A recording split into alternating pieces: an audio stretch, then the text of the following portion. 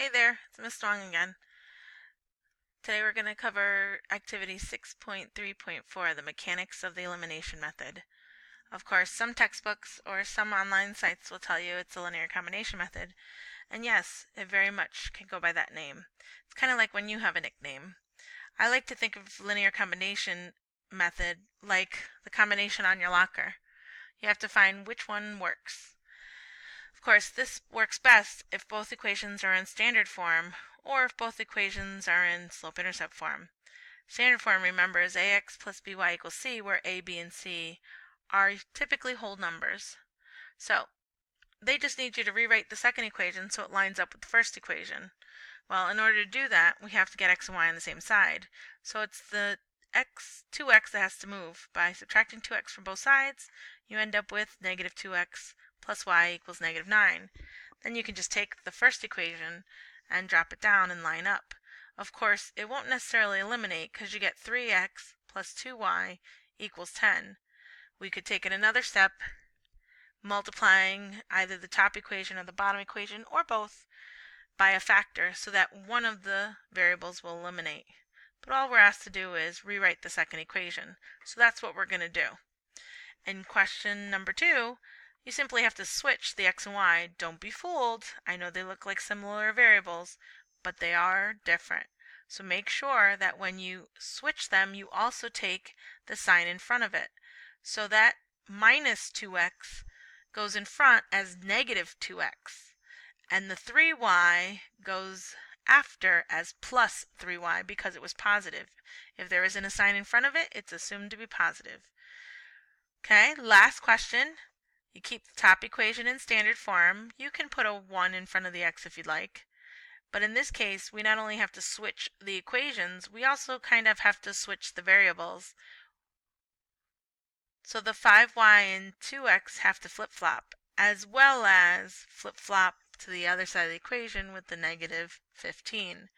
So when all is said and done, the second equation will read 2x plus 5y equals negative 15. And we're all done with rearranging the equation so that they're both in standard form.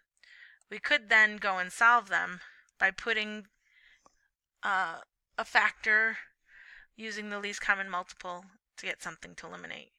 But let's move on to the next section. Once the equations are lined up, you can sometimes eliminate a variable by adding two of the equations together. And it's asking you which system can you eliminate x by adding. Well, I'm just filling in 1 for all the x's and y's that don't have a coefficient and it's invisible. And guess what? I can eliminate x on number 6 because it's 4x and a negative 4x, which get eliminated. They are opposites. When I combine the negative 2y and the 8y, I get 6y, which is 24. Divide both sides by 6, I end up with y equals 4. So now I'm asking myself, which one will eliminate y? Notice I put those 1's in front of the y's earlier, and one of them, is a negative 1y, and one of them's a positive 1y. So they eliminate each other. Cancel that out. I combine 2x and 3x, makes 5x. 5x equals 15. Divide both sides by 5. I get 3. So then it asks, lastly, for which system will neither variable be eliminated? Well, it just so happens that number 5, neither variable will be eliminated. But I'm going to make sure that I eliminate the x, since notice one of them is positive on top equation and one of them's negative on the bottom equation. So I'm just going to pick the opposite of negative 2 and multiply the top by a positive 2. So when I distribute the positive 2, I get 2x plus 4y equals 18, and I simply line up the bottom equation. 2x and negative 2x cancel out. I combine the 4y and the 1y. I get 5y. The 18 and the negative 8 makes 10. Divide both sides by 5, and I get y equals 2. Sorry if I'm going a little fast. You may want to hit pause. But on section number 7 to 9, it says complete the solutions to the systems in problem 4 through 6, so we will need the information above. Again, you have to pick one of the two equations. Notice I'm putting parentheses around only the variable x. I can choose the top equation or the bottom equation, so long as I substitute the correct number in for the correct variable. I'm going to use the bottom equation, so instead of 3x, it's going to become 3 times 3 plus 1y. Of course, I don't need to keep the 1 in front of the y because it is the invisible coefficient, but 3 times 3 is 9, 9 plus y is 17, subtract 9 from both sides, and y is 8. So put it all together, I have an x of 3 above, and I have a y that equals to 8, and since we're usually talking about a point of intersection, I'm going to put POI as 3, 8. Now, in number 8, I'm replacing the y because as you can see above in blue, it says y equals 2.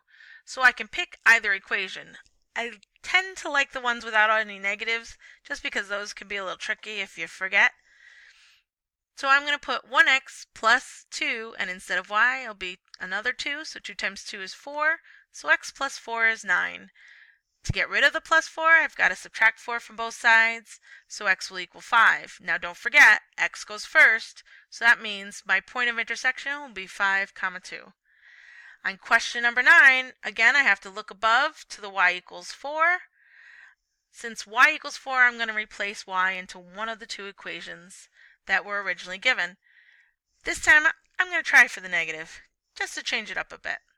So I've picked the bottom equation, and instead of negative 4x plus 8y, it's going to be negative 4x plus 8 times 4, all equal to 8.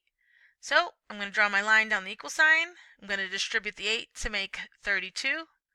Negative 4x will drop down, and so will the 8 on the other side. When you're solving for x, make sure to get rid of the term not attached. So plus 32 will become minus 32. When I subtract 32 from 8, I get negative 24. Divide both sides by negative 4, and don't forget, a negative divided by a negative is a positive. Put it together, and my point of intersection is 6, 4.